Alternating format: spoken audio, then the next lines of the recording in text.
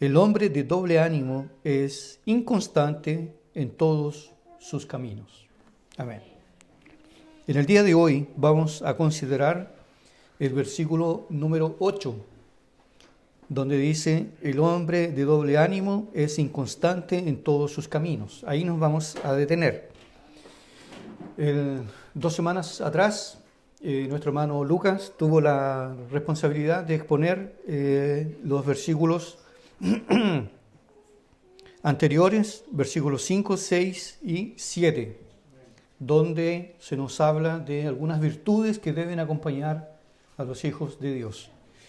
Si pudiéramos colocarle un título a esto, a un tema a esta exposición, tal vez sería la madurez espiritual. La madurez espiritual, que es una de los grandes problemas que nosotros enfrentamos como iglesia a nivel general. La iglesia le falta a los cristianos que componen la iglesia del Señor madurez espiritual.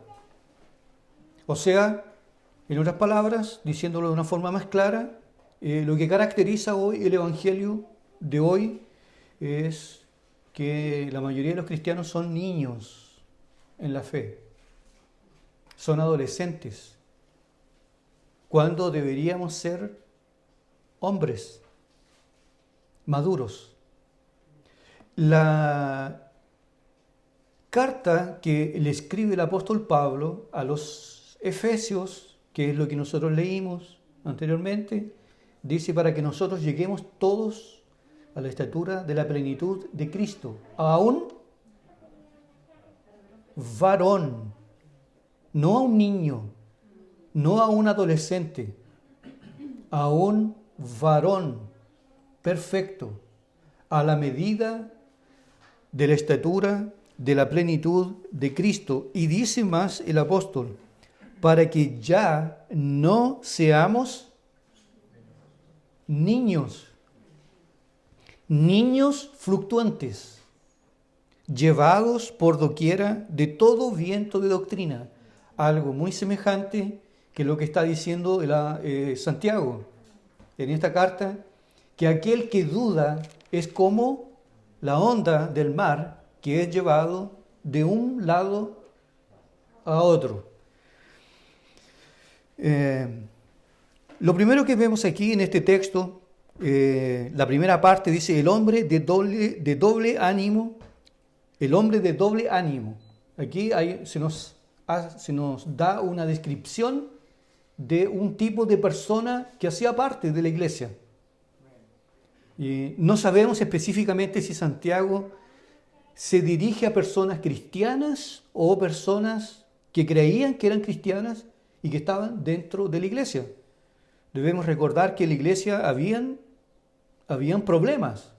Había gente, por ejemplo, que decían, que es lo que va a tratar más adelante Santiago, que bastaba creer en Cristo y bastaba estar justificado, que todo estaría bien, pero que esa fe no era acompañada de evidencias, de obras. Y de ahí que Santiago dice que la fe sin obras es muerta, es semejante a la fe de los demonios, que creen y tiemblan, pero quedan ahí, no obedecen, no hay evidencias. De creer, cualquier uno puede creer. Ahora, creer y dar evidencia, dar frutos, es lo que se espera, es lo que se desea de los hijos de Dios. De tal forma que Santiago aquí tiene en mente a un tipo de persona que frecuenta la iglesia, pero que tiene doble ánimo. No podemos nosotros acusar a Santiago de anacoluto, que él sufría de una especie de anacoluto en este texto que él escribe. Anacoluto es cuando un escritor rompe la lógica, está escribiendo algo, un argumento, y de repente sale con otra idea que no tiene nada que ver lo uno con lo otro. Eso se llama anacoluto. Él no puede ser acusado de eso, porque obviamente como él está bajo la inspiración del Espíritu Santo de Dios y en Él, en el Espíritu de Dios, no hay error, obviamente hay una lógica. El hombre, entonces él describe, aquí pasa a describir al hombre, hay un hombre de doble ánimo. La palabra griega que describe este doble ánimo es la palabra alma. Lo que Santiago está diciendo que hay un hombre, el hombre de doble ánimo, pero en el griego dice un hombre de alma dupla, o que tiene una persona que tiene dos almas. La idea que tiene Santiago es que es una persona, un cristiano que tiene una personalidad dividida, una persona indecisa, una persona que vive marcada por la indecisión. Y que por esta indecisión de él no avanza en la vida cristiana. Por eso es que después complementa. Es inconstante. El hombre de doble ánimo, aquel que es indeciso, es inconstante, no en algunos, sino en todos sus caminos. El hombre de doble ánimo en la fe, nosotros lo podemos encontrar en los textos anteriores, los textos en el contexto que nosotros encontramos cuando él dice el hombre de doble ánimo, sería un tipo de persona que, de acuerdo a lo que leemos del versículo 2 en adelante, es una persona que enfrenta pruebas, enfrenta dificultades, pero las enfrenta de una manera amargada. Es una persona amargada. La persona de doble ánimo es una persona que es impaciente ante la aflicción. Por eso que dice Santiago, sabiendo que la prueba de vuestra fe produce paciencia. El hombre de doble ánimo es impaciente cuando él pasa por aflicciones. Él quiere librarse luego, pasar luego de ahí, tomarse luego ese trago. Pero a veces eso puede durar tiempo, porque Dios trabaja en el tiempo. La persona de doble ánimo es una persona que, o sea, en otras palabras, es necio y por lo mismo necesita de sabiduría. Por eso que dice él, porque si alguno tiene falta de sabiduría, pídala a Dios. Porque el de doble ánimo no tiene sabiduría, la sabiduría celestial. El hombre de doble ánimo es un hombre que incluso cuando ora, si es que ora, duda. Y como duda, no recibe nada. Porque quien duda cuando ora, él ofende a Dios. Porque la incredulidad es una ofensa a Dios. Una persona que no cree en lo que está pidiendo y a quién está pidiendo, está ofendiendo a Dios. La incredulidad es el primer pecado que se manifiesta en Adán y Eva. Cuando Dios dijo, no comeréis, y ellos fueron y comieron. La serpiente llegó y dijo, no, lo que pasa es que Dios dijo que de todos los árboles no podéis comer. Cuando Dios había dicho de aquel árbol. Porque Dios sabe que en el día que comiereis, ciertamente viviréis. Y ellos creyeron a la serpiente. Y ellos dudaron de la palabra de Dios. Un hombre de doble ánimo tiene problemas en la base de su fe. Y por lo mismo no se sustenta. Y aquí Santiago dice, es como la onda del mar, que es llevada de un lado a otro. A veces para acá, a veces para acá, para acá, para acá. No tiene un rumbo claro. No tiene las cosas claras. Y si nosotros hablamos, si nosotros tratamos este caso, pensando a nuestra experiencia, a lo que nosotros vivimos, es la constante de mucha gente. Es la experiencia de muchas personas. Quien a veces, por ejemplo, en la vida espiritual De repente tienen como que una pataleta de espiritualidad, ¡fum!, arriba. Pero después en 2 semanas, abajo. No, si me voy a consagrar, no, si voy a buscar a Dios. De repente pasa una dificultad y ya se disipa el ánimo, todo. Y lo peor, que cuando este tipo de personas ocupan el lugar de jefe de familia, con esa actitud, con esas niñerías, afecta a todo el grupo familiar. Ah, no voy a la iglesia hoy. Y lo más probable es que nadie más vaya. Ah, no voy a escuchar más la palabra. Ah, no voy a hacer más culto doméstico. Ah, me aburrí. Ah, me cansé. Y acaba no solamente él siendo afectado, sino que afecta a todo el grupo familiar. Los hombres fervorosos, consagrados, persistentes, son pocos. Pero los mediocres, usted los encuentra por pilas. Por pilas. Usted estira una mano, agarra 20, 30, de una. Pero a un hombre de verdad, con pulso, con los pensamientos claros, sabiendo para dónde va el barco, son pocos.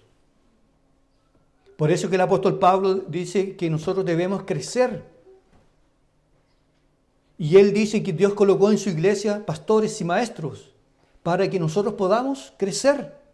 Porque son ellos los que nos pueden ayudar. Son ellos los que nos pueden decir, oye, estás faltando a los cultos. Oye, veo que tú que no andas muy bien. Para que crezcamos, dice él. Para que no seamos niños. Niños. Un niño es inconstante, ¿no es verdad? Un niño le atrae la novedad. El niño toma un juguete y se encariña, se apasiona con el juguete, pero le va a durar un rato, mientras no llegue otro. Después llega otro, lo deja. Así dice Santiago que hay algunos, un hombre de doble ánimo. Aquí también es importante considerar que las personas que piensan en construir una familia deben pensar que el hombre a quien van a elegir debe tener ciertas características espirituales básicas. Imaginen casarse con un hombre de doble ánimo, un hombre que es como un ascensor, una persona que es un niño, que cuando viene el conflicto, el temporal, anda tú, dile tú, habla tú, di tú, bueno, ¿y tú? No, es que yo no me gustan ese tipo de cosas. Nosotros estamos en un barco donde enfrentamos tempestades y tienen que haber hombres de valor. De lo contrario, vamos a padecer mucho. Y muchos hogares, ¿cómo padecen? Porque el capitán no cumple su función. Es una persona de doble ánimo. Es un niño. No tiene pulso, no tiene las cosas claras. ¿Qué es lo que causa el doble ánimo? ¿Qué es lo que causa que una persona sea inconstante? Que sea incierta, que a veces anda bien, porque algunos a veces que parece que se comieron un Tony, un payaso, súper alegres, pero la otra, basta que les vaya mal, que perdieron algo, cambiaron completamente. Parece que fueran bipolares. ¿Qué hace que una persona sea de doble ánimo? Bueno, hay unos dos principios universales fundamentales que nos explican esto. Primero, siempre debemos recordar que en este caso una persona de doble ánimo, aquí debemos recordar que el pecado es algo que ejerce un efecto perturbador y caótico en el equilibrio normal de una persona. Ya por el hecho de que nosotros seamos pecadores, el pecado que habita en nosotros ya perturba, ya altera las cosas, ya no nos deja funcionar bien. Una de las mayores virtudes que Dios dio al hombre es la mente. El hombre es un ser pensante. El hombre habla. El hombre puede comunicarse con Dios. Al hombre le fue dado el entendimiento. Luego el hombre tiene un corazón que tiene sentimientos, que tiene emociones. Luego el hombre tiene una voluntad que puede tomar decisiones. Pero el pecado hace que esto se altere. Y el hombre que debería o debía ser gobernado por la mente, pasa a ser gobernado por las emociones. Y este es el problema que nosotros tenemos hoy. La gente vive a base de emociones. Incluso algunos nos dicen así: hoy sentí la presencia de Dios, me voy feliz, hoy sentí. Bien, no estoy diciendo que eso está malo o que sea pecaminoso, si somos seres que tenemos emociones. Y también nuestro cristianismo estaría equivocado si nosotros fuésemos como un clavo, no sentimos nada. Cantamos como si fuésemos máquinas. Las emociones hacen parte de nuestro ser, pero no es lo principal. Nosotros no andamos por emociones. Nosotros andamos por la fe. Fe que se basa en la palabra de Dios, la lógica, la razón. Pero ¿qué pasa? Que el ser humano, en estado de pecado, él es gobernado por las emociones. Hoy no sentí, hoy oré, pero no sentí nada. Como que no sirvió de nada. No. Yo tengo que sentir. O algunas personas, por ejemplo, cuando se enamoran, la lógica a la suela del zapato. Y la emoción manda. Es que es bonito. Es que es una mujer muy linda. Es una mujer encantadora. Pero ¿teme a Dios? Es que yo la voy a evangelizar. Es que yo la voy a traer a Cristo. Es que yo conozco a alguien que se casó, un cristiano que se casó con una persona incrédula. Y después fue, la evangelizó y de a poquito llegó a la iglesia. Entonces yo quiero seguir también ese ejemplo. Quieren hacer de la excepción la regla. Es que me enamoré. La pasión, las emociones gobiernan.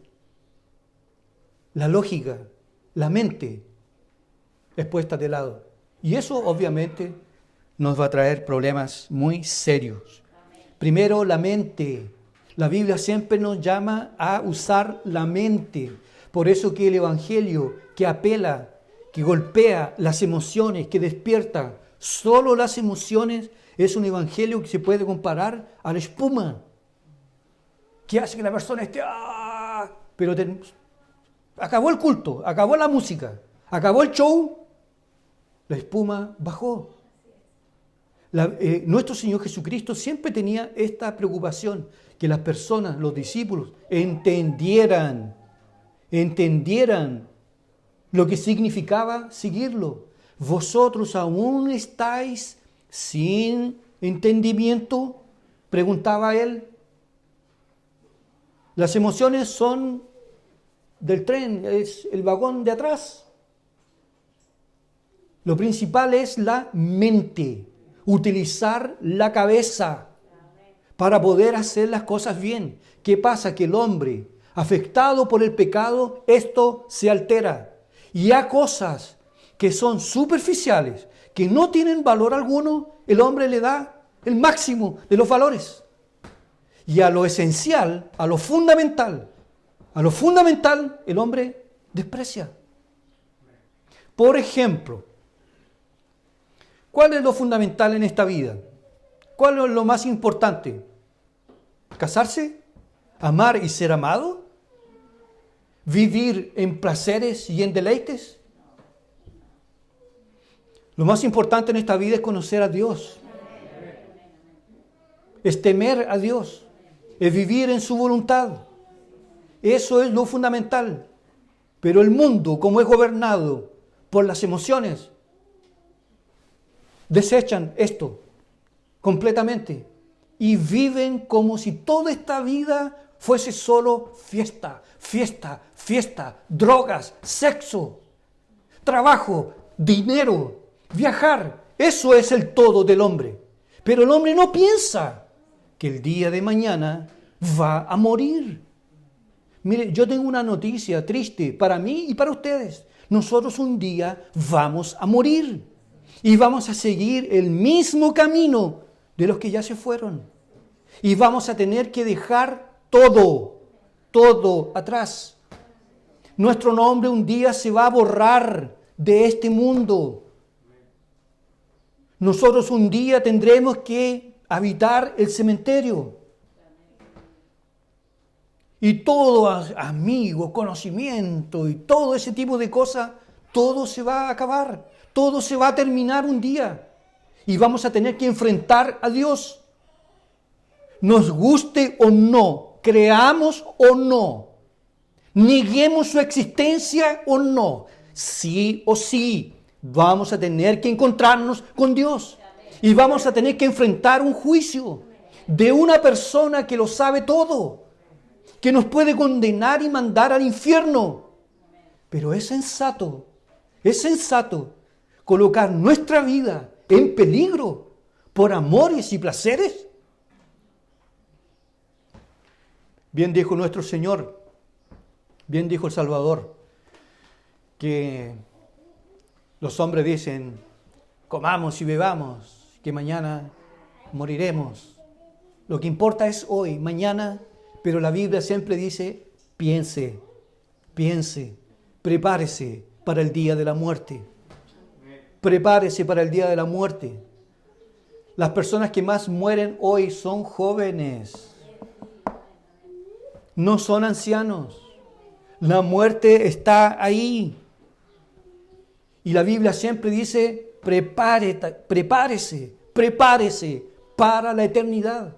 Porque no habrá un pastor que te salve si tú mueres en pecado y en transgresión.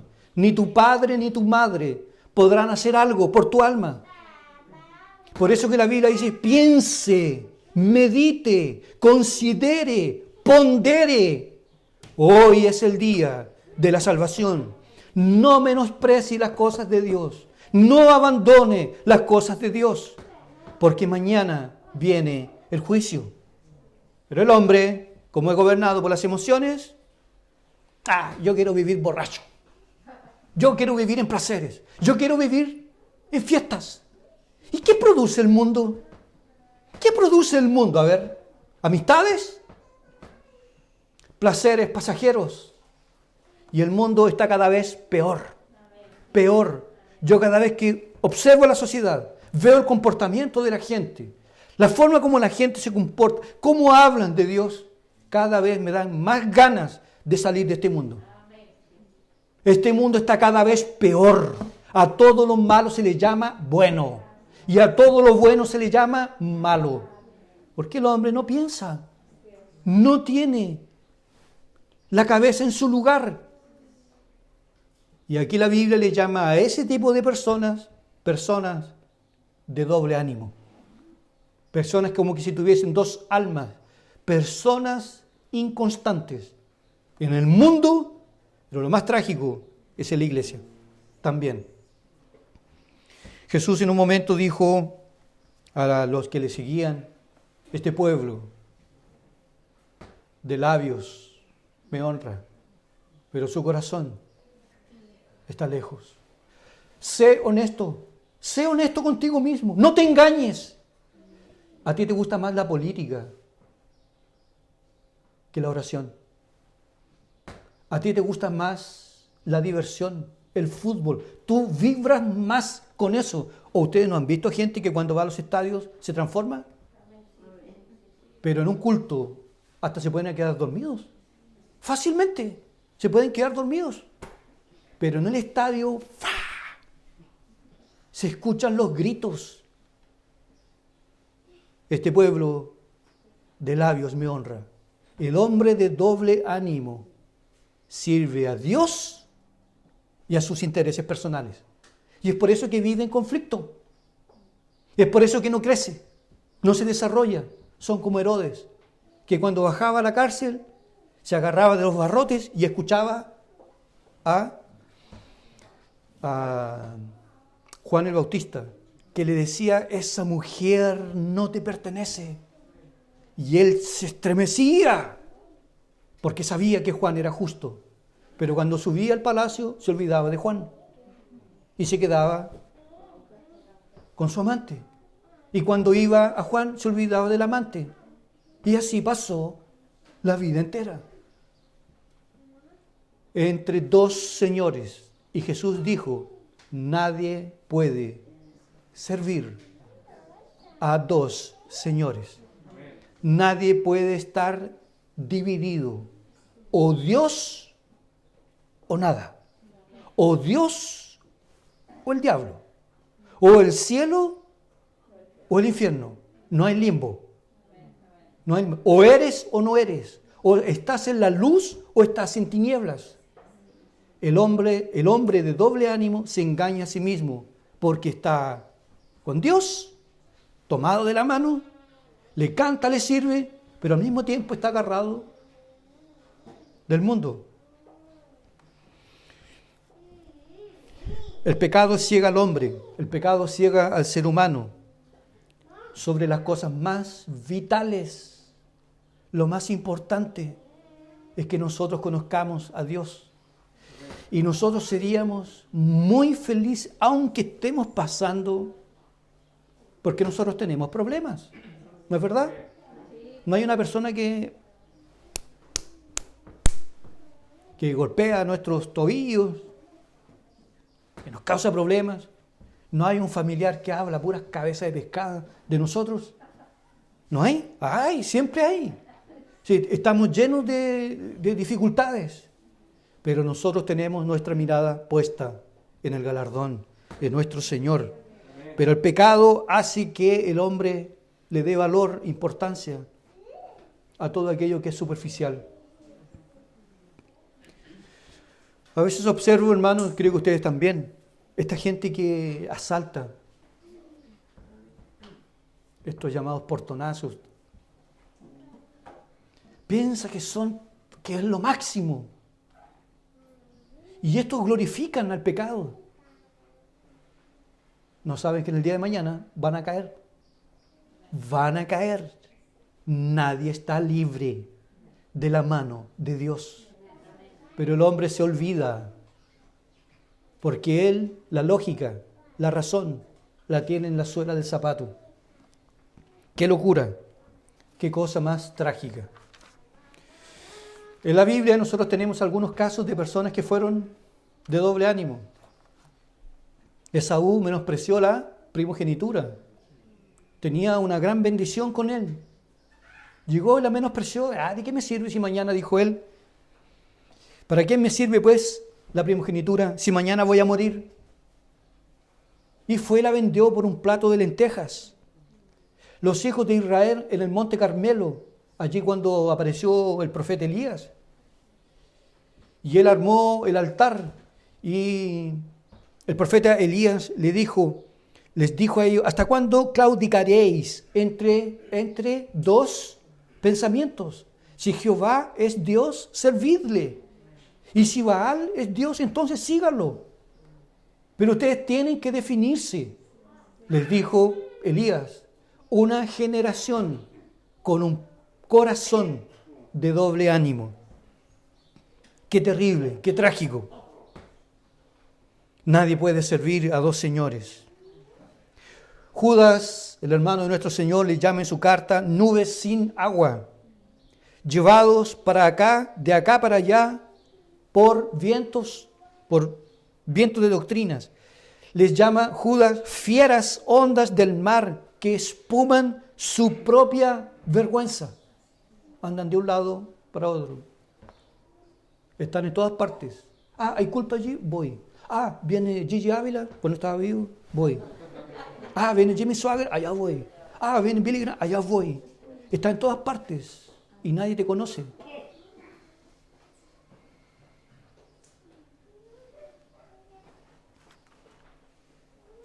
Una persona de doble ánimo. Y afecta al grupo familiar. Lo afecta. Porque si nosotros tuviésemos un compromiso con Dios, obviamente nuestra familia sería beneficiada. Y es por eso que algunos después dicen, ay, ¿por qué los hijos dan problemas? ¿Por qué mis hijos son así? Claro, ¿dónde está el líder de la casa? ¿Dónde está? ¿Dónde está? ¿Usted lo ve? Un hombre de doble ánimo. Un hombre que no sabe lo que quiere. Un hombre que le dice sí a Dios y al mundo también.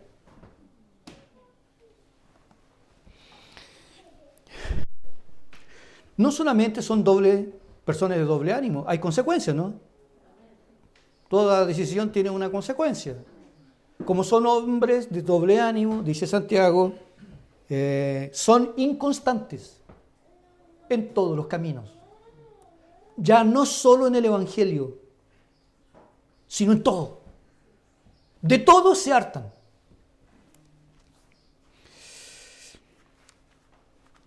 Con relación a las cosas de Dios, estos de doble ánimo siempre tienen que andar siendo arrastrados, siempre son llevados. Vamos. Pero ¿quién predica hoy? Hoy predica muy largo. Oh. Pero hoy tengo que hacer, ya, pero que sea cortito, pero que sea, ¿me sabes que termina el culto? Que el pastor nos diga amén, ya estamos en la casa. Si pudiéramos apretar un botón aquí, apretamos un botón y nos mandamos aquí porque no quiero contacto con gente. No. Y realmente el hombre de doble ánimo como que le da picazón. Le da picazón, una alergia en el cuerpo. Le incomoda la luz. Le incomoda la comunión con los santos. No sé, ahora yo no estoy diciendo que los que salen rápido de aquí, ya.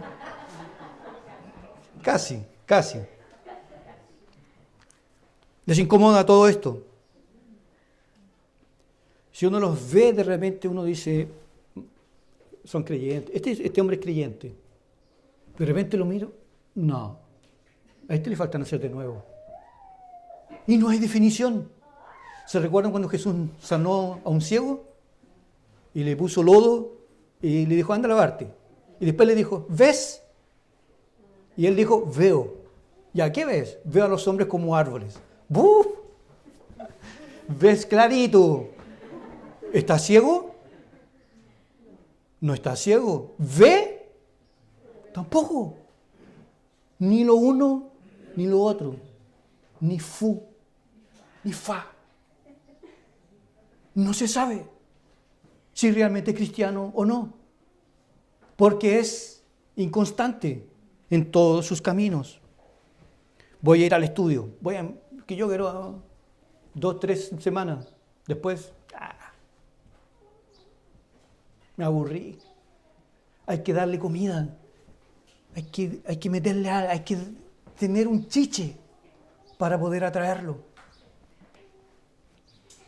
Y es por eso que algunos literalmente a veces no vienen. Porque aquí en el culto, la única atracción que nosotros tenemos es Dios. Humo usted no va a encontrar. Ni luces, ni fuegos artificiales, ni ninguna cuestión. Nada. Solo tenemos a Dios. Y algunos por eso, no, mejor, ¿sabes qué? No vayamos a esa iglesia porque son muy pesados con la doctrina. ¿Sabes qué? Vamos a esta otra, que es grandota, hay una orquesta, y nosotros vamos y nadie se da cuenta. Nadie se da cuenta que nosotros estamos ahí. Pues. Eso me gusta. O sea, donde no haya cualquier tipo de compromiso. La verdad, parecen niños inconstantes. En la formación de la familia también se ve esto. Generalmente tienen problemas familiares. No cumplen con los roles que les da la Biblia Sagrada. ¿Usted no ha visto dónde ella es él y él es ella? Vea cómo son los hijos. Vea. Yo no estoy diciendo, escúcheme bien, yo no estoy diciendo que es la causa, pero generalmente cuando hay hogares donde él es ella, hay problemas de inmoralidad en los hijos. Porque ven como que la figura masculina, la verdad, debería ser femenina. En el hogar debe haber un hombre. Y si tú no eres hombre, no te puedes casar. No te puedes casar. Tienes que ser hombre, porque tú tendrás que dar cuentas a Dios por tu familia. Y los inconstantes, incluso se ve reflejado en otra área importante de la vida, como en la vida profesional. No quiero estudiar. No, ya voy a estudiar. Segundo año, no me gustó la carrera. Como si aquí estudiar fuese gratis. Alguien tiene que pagar esa cuenta. No voy a estudiar otra cosa. Y de nuevo la misma. 2 años más, la misma. Y nunca terminan. Si uno dice así, de forma tragicómica, si hasta los caballos de carrera, los caballos terminan las carreras. Pero los lindos, 2, 3 carreras sin terminarlas. Niños inconstantes. No saben lo que quieren. Empiezan a leer un libro. Me encantó el libro que me compré. De John Piper. ¡Ay, qué maravilla! Primer capítulo. Después, ¿qué pasa? Ojalá lo tuvieran en película. Que no me gusta leer. Niños inconstantes. Termino. En los últimos minutos, ¿cuál es el remedio para solucionar este problema de esta gente de doble ánimo, de 2 almas, que no saben lo que quieren, que dudan, que están arriba, que están abajo, que no se puede confiar en ellos? ¿Cuál es el remedio para este tipo de personas? Lo encontramos en el libro de Hebreos 12, versículo 1 al 3. Hebreos 12, del 1 al 3. Por tanto, nosotros también, teniendo en derredor nuestro tan grande nube de testigos, despojémonos de todo peso y del pecado que nos asedia, y corramos con paciencia la carrera que tenemos por delante, puestos los ojos en Jesús, el autor y consumador de la fe, el cual por el gozo puesto delante de él sufrió la cruz, menospreciando el oprobio, y se sentó a la diestra del trono de Dios. Considerad a aquel que sufrió tal contradicción de pecadores contra sí mismo, para que vuestro ánimo no se canse hasta desmayar.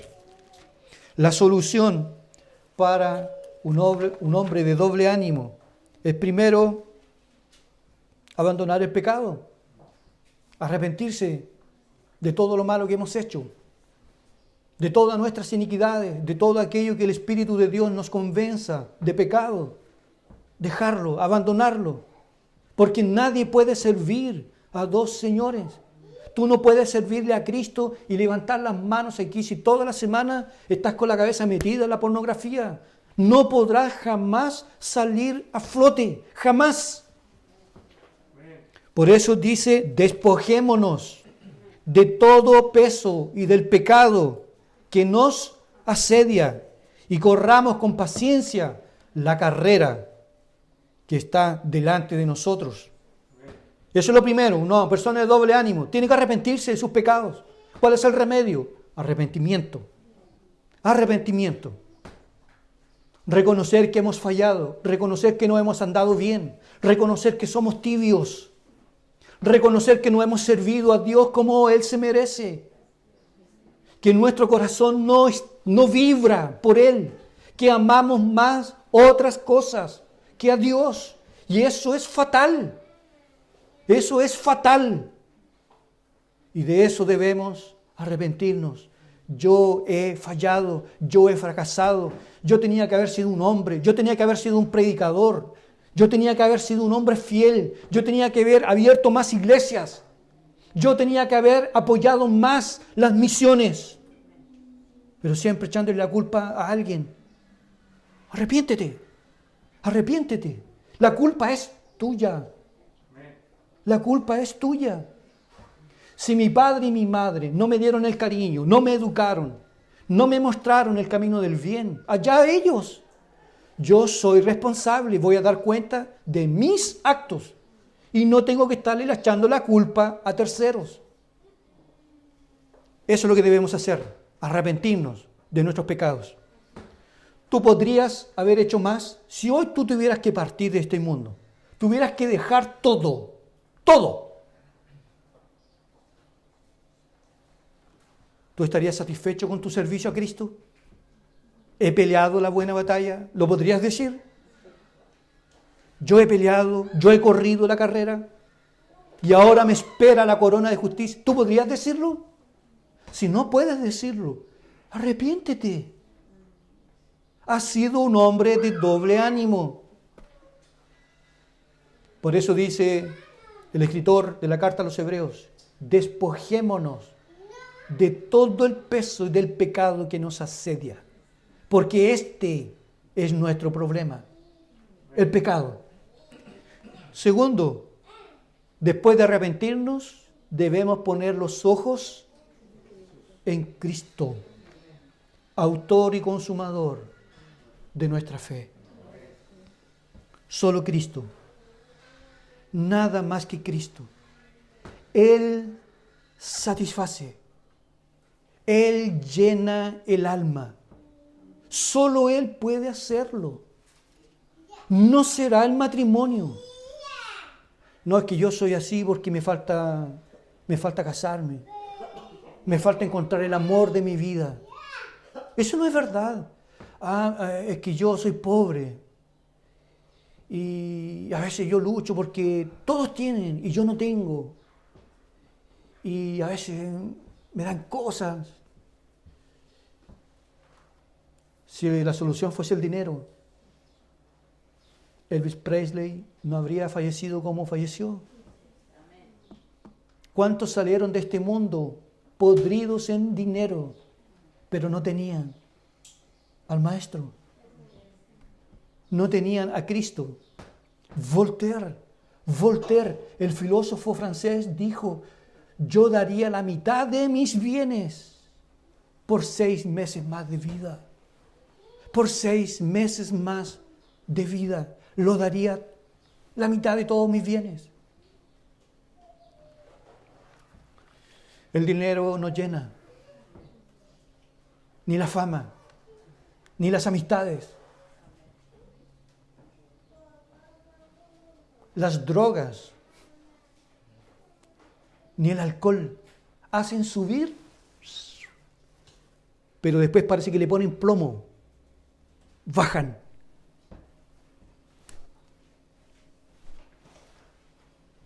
Y cuando eso ocurre en una sociedad, aumentan los suicidios.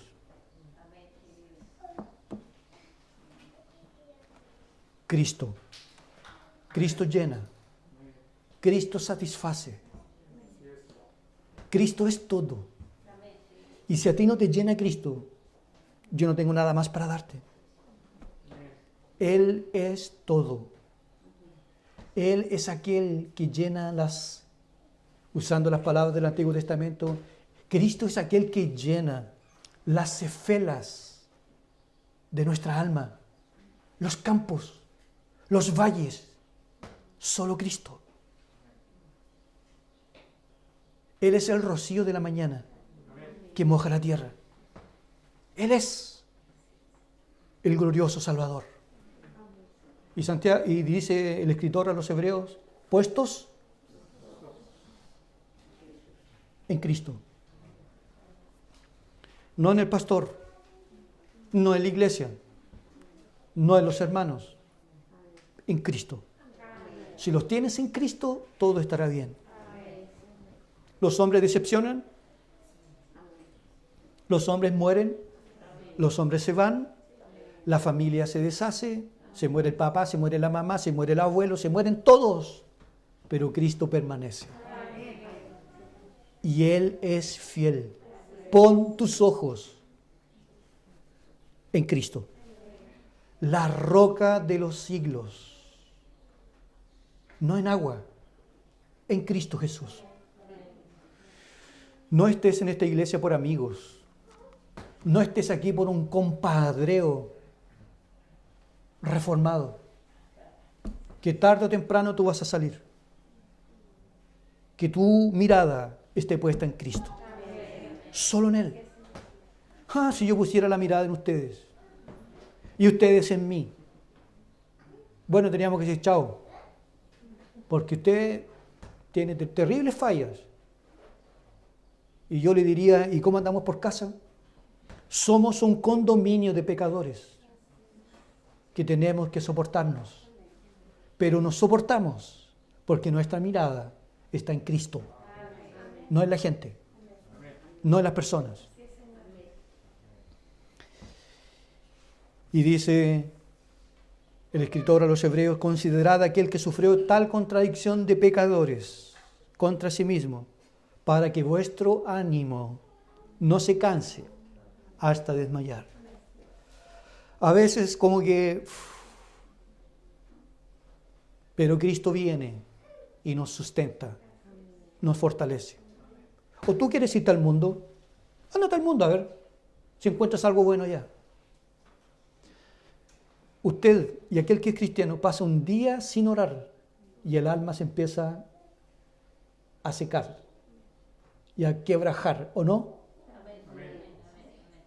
Y hay un vacío inmenso. Cristo lo llena todo. John Bunyan, en su obra El Peregrino, los que lo han leído, salió de la ciudad de destrucción y se fue a la ciudad rumbo a la ciudad celestial. Convencido de pecado, que había leído una parte de un libro que decía, huye de la ira venidera. Pero el peregrino llamado cristiano, dice John Bunyan, no se fue solo. Se fue con un vecino llamado Flexible. Flexible acompañó a Cristiano rumbo a la ciudad celestial y le preguntaba de cómo sería la vida en el cielo. Cuando llegó la noche, sin saberlo, dice Bunyan, cayeron en un pantano que John Bunyan le llama el pantano del desaliento. Flexible inmediatamente, de 2 saltos que dio, salió del pantano y le dijo a Cristiano, si el camino es así en el principio, imagínate cómo será al final. Hasta aquí nomás te dejo. Flexible representa al hombre de doble ánimo, que ante las dificultades abandona. Yo pensé que no era así. No, pero no tengo ganas. No, pero hoy día no sentí la presencia de Dios. Hoy no siento ir al culto. No siento ofrendar. No siento. Y toda la vida así. 40 años. Con barba y bigotes. Pelo blanco. Y no siento. Capaz que un día Dios le diga, lo siento. Lo siento. Que la gracia del Señor nos ayude a poner los ojos en aquel que no cambia jamás. Hoy, dice el himno, hoy, ayer y por los siglos. Cristo es siempre fiel. Fiel Cristo, solo Cristo. Con Él estaremos un día. vamos a gozar con David, con Sansón, con Abraham, Isaac, Jacob, con Raele, con todos. Pero nada se compara a Cristo. Él es nuestro Rey. Padre, a ti la gloria, a ti la honra, la alabanza, la adoración, la gratitud. Perdónanos si hemos sido personas de doble ánimo, inconstantes en nuestro caminar diario. Ayúdanos a arrepentirnos de verdad y a servirte con devoción, Señor. A poner nuestros ojos en Él, solamente en Él, para que podamos honrarte con toda fidelidad. Puestos los ojos en Jesús, autor y consumador de nuestra fe, nos arrepentimos de verdad. Y oramos por aquellos que aún son de doble ánimo, para que ellos puedan crecer, se puedan arrepentir, puedan ser convertidos y vengan a Cristo verdaderamente. Salva a aquel que está perdido. El infierno es real, es terrible. Allí se irán todos los rebeldes. Que hoy podamos correr hacia Cristo Jesús, nuestro Señor. ¿En quién oramos? Para la gloria de tu nombre, en el nombre de Jesús. Amén. Amén.